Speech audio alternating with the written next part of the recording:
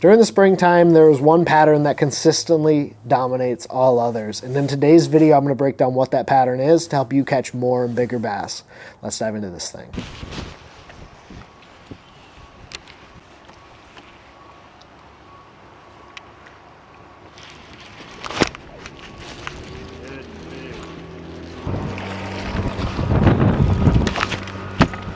Whew, that's a chunk, dude. It doesn't matter whether you're up here in Michigan, you're fishing Grand Lake in Oklahoma, or down at the Classic on Ray Roberts, there's one pattern that consistently dominates during the springtime to catch more and bigger bass, and that is fishing wood.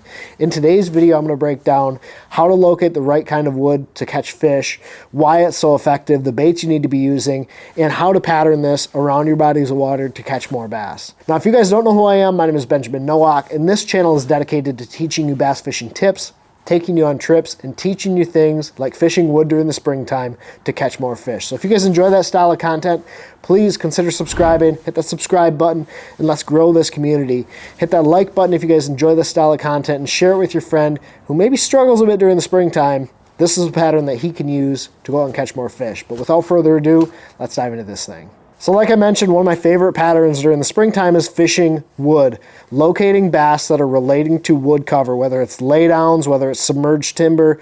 Fishing wood during the spring seems to catch me more and bigger bass than pretty much any other pattern. And I know during the springtime, I want to get on a good grass bite, or I want to go, fish the rock where the sun's beating down on it. But there's something that consistently brings me back to that shallow wood cover that holds more fish. And in today's video, I'm really going to break down all of the intricacies to help you guys utilize this pattern on your home bodies of water. Now, before we actually dive into the patterns, the first thing I want to talk about are the two types of wood that I'm targeting. The first is going to be emergent wood, or wood that is above the water, wood that you can visually see.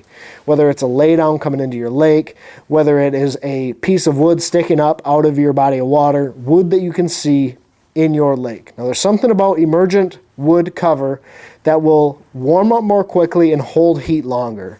In my opinion, this is my favorite style of wood that I like to fish because, especially up here in Michigan, when those fish will make that really shallow push right after ice out, that emergent wood is going to warm up and hold heat longer. Because it holds heat, those bass are going to hang out in those areas, and there's also forage going to be in those areas as well. The other type of wood cover would be submerged timber, whether it's standing timber that they cut off when they drained your reservoir, or it's standing wood or wood along the bottom of your lake. Submerged cover can be really effective as well. I think for the same reasons, it does hold heat a little bit longer after a big warm up. Even when it gets cold, that wood's going to stay just a little bit warmer, and it creates a natural ecosystem for those fish to live around. You're going to have crawdads, you're going to have bait fish, you're going to have probably some grass growing on the bottom around that piece of wood. That is going to create a natural ecosystem where these bass can hang out and live. And especially during the springtime, you can have some of your best days, and I've had some of my best days fishing submerged timber. So there's two types of wood that I'm going to talk about, and really that emergent cover, above water, submerged cover, below water. And so now that we've talked about the two types of wood, submerged and emergent, you can start to figure out the patterns. And one thing I really like about fishing wood cover is how patternable it seems to be. If you're catching fish on dock posts that are made of wood, if you're catching fish on laydowns, if you're catching fish on submerged pieces of cover, it seems to be very, very patternable. No matter where you go on your body of water, given things are consistent, you can pattern fishing wood around your body of water. So what do I mean by that? Well, let's say you're fishing wood on the bottom in 6 to 8 foot of water. The water temp is around 48 to 50 degrees, and there's a school of fish on this, structure, this laydown on the bottom. Well, once that school shuts off, what you can do is start to look for other areas that set up similarly on your lake. Graph down that 6 to 8 foot area, find another patch of wood on the bottom, and typically it's so patternable that there will be fish in that area. One thing that I find very interesting is how patternable this can be on your bodies of water. And there's three main things that I'm going to focus on when I'm fishing wood to help me pattern it across my body of water. The first thing is going to be the contours or the depth that I'm fishing. Am I fishing a shallow flat where there's just some laydowns on the bottom and there's a school of fish there? Is it 6 to 8 foot of water? If so, when I find those fish, I can look for more of that in that 6 to 8 foot of water range on a flat. Is it right next to a drop off? Maybe it's standing timber in the bottom of a drain that I'm fishing over with a jerk bait or some sort of forward facing sonar bait. And so by understanding and paying attention to the contours and the structure that you're fishing and where that wood is located can be really, really important in forming a pattern in fishing wood in your lake. The second thing that you need to look at is the type of cover that you're fishing, whether it's emergent or submerged, and really even, is it a dock? You know, is it the oldest dock that has been laying down into your lake for many, many years? It's getting crusty and gross. Is it maybe a new fall into your lake? Is it an old laydown that has been there for years and years? Paying attention to the type of wood that you're fishing can be very, very important. So I'll give you guys an example of this. A couple years ago, I was fishing a tournament with the Sanford Lake Bass Club, and my bite was on old rundown docks. The reason that was important was those old rundown docks had a bunch of grass on them. They had moss growing on them. They were gross, and there was a natural ecosystem that would live around these docks. And the bass that I caught would be on those nasty old docks that were on the flat into the lake, almost like a big piece of cover laying in the water. That was my pattern throughout the day, and if I found one of those old docks, I had the confidence, and typically I was able to get bit in those areas. So understanding the type of wood that I'm fishing can be really, really important in also building on this pattern. When you can start to put multiple pieces of that puzzle, the contour and the type of wood, you're really at the start of a pattern. And then finally, something that can be critically important is the size of the piece of wood or the size of the area that you're targeting. What I mean more so by this is, are you targeting a stump field?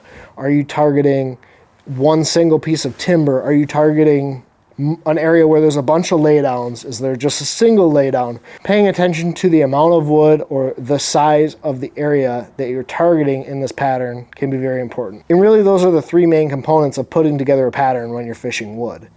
The contours that you're targeting, the type of wood you're fishing, and then how big or how much wood is in that area where you're getting bit. And I've kind of mentioned this, but there's a couple reasons that I think wood is so effective. And in my opinion, there's really one reason that it's so effective in the springtime. It's the fact that while it does heat up relatively quickly, it will hold that heat longer, and it will create a natural ecosystem for these bass to live. Now that we've talked about the types of wood and really how to pattern wood on your bodies of water, let's start to talk about the baits that I like to use. And the first one, and my favorite to target wood cover with, is a jig. Now this is a do-it-mold Sparky mold. There's a bunch of good jigs out there, but I like just your standard style, sort of an archy style head on there and some sort of, you know, bulky jig presentation. It comes through wood really effectively with that weed guard, but it creates a relatively big presence. Looks like a bluegill, looks like a crawdad, can imitate a bunch of different types of forage, and it's a really fun way to get bit. And in that cold water, you're able to soak that jig around that wood and not have to worry about hanging it up. And it just seems to catch bigger than average fish. So jig is my go-to number one because I really like to fish that shallow cover with heavy line. And I'm going to throw it on like a TFO 7.6 heavy rod. I'm going to put it in there with 20-pound test line. I really want to get into that piece of cover. If I'm flipping a laydown, I want to get into the nastiest, gnarliest place, and going with the 7.6 heavy is going to let me move those fish out of there effectively. And that 20-pound test helps me have the confidence that I'm not going to break those fish off when they do bite. Another great bait, really, anytime you're fishing shallow cover, but particularly shallow wood, is going to be a square bill crankbait. Now this is a flat side 6 cents Crush 75X or an X-Sight XB1 square bill. I really like some sort of moving bait that I can get in that piece of wood, and especially that has a bill on it to deflect and come through that cover effectively. You can't really fish a lipless crankbait through there. You can't fish a chatterbait through there, but going with the bait that has a bill on it and is buoyant, you can run it into that stump or into that piece of wood. If it does get hung, you can give it some line and it'll float back up out of there. But some sort of crankbait is a really effective tool. Now this is a little bit lighter line approach, 12 to 14 pound test line, but it's all about getting a reaction bite. Or if you're fishing like stump fields or submerged timber, which is a really, really good pattern this time of year, you can take these crankbaits, bump it into the stump, bump the stump, get it to deflect, and a lot of times that's when you're going to trigger those fish to bite. So whether I'm fishing shallow cover that I'm able to see, or I'm fishing submerged cover where I need to run a crankbait into it, it's a really effective way to get bit by those big fish that are aggressive and actively feeding during the spring. And then the final bait that I want to talk about is one that most people may not consider, and that is a deep diving jerkbait. While a lot of people take a jerkbait and they'll fish it over the cover, one thing I like to do is bump the stump with a jerkbait. You can hit that piece of cover, you can have it come up over it and then hold it and it suspends in their face. And because it has that longer bill, this will actually help this bait deflect really effectively. I learned this tip from Hank Cherry the last time they were on Ray Roberts. He was fishing a deep diving jerkbait around that deeper cover, and he was using that bill to deflect off those pieces of sunken or submerged timber and trigger those fish to bite. So deep diving jerkbait is a really, really effective tool when you're fishing wood during the springtime, and something that a lot of guys may not use.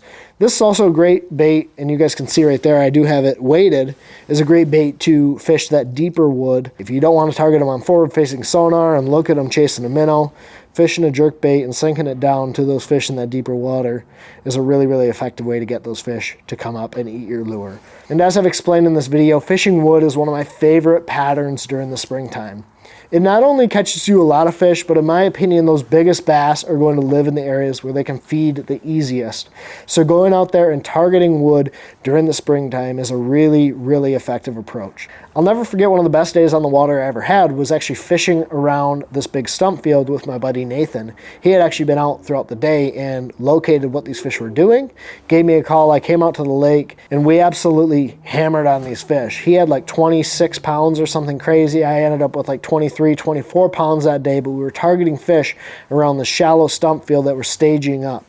We were in the middle of a warming trend, and these fish were sitting around these isolated stumps, really any isolated stumps, in 4 to 6 foot of water. That day was so incredibly phenomenal. It really started to show me the power of fishing wood in my bodies of water, and I could pattern that around my lake. It wasn't just one area that you pull up to, it was magical.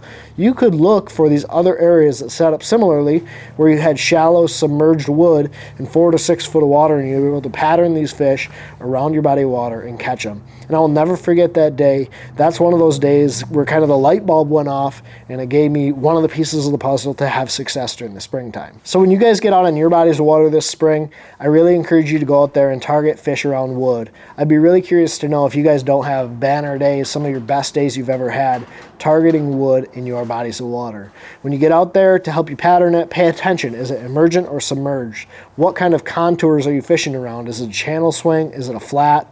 Maybe there's a certain depth zone that those fish want to relate to. What type of wood is it, and how much wood is in that area? If you pay attention to these things and you really start to focus on what these fish are doing, you can pattern fish really effectively while targeting wood. Now, if you guys want to check out another video, click this video right here. It's going to teach you how to fish a tube versus a Ned rig. Hit that subscribe button if you're not already, and let's grow this community. I really appreciate all the people that are commenting, really building great discussions down in the comment section. Such a great community, having full discussions down in the comment section, so go down there and check that out. And as always, thank you guys so much for watching. Take care, tight lines. God bless. Pursue your passion.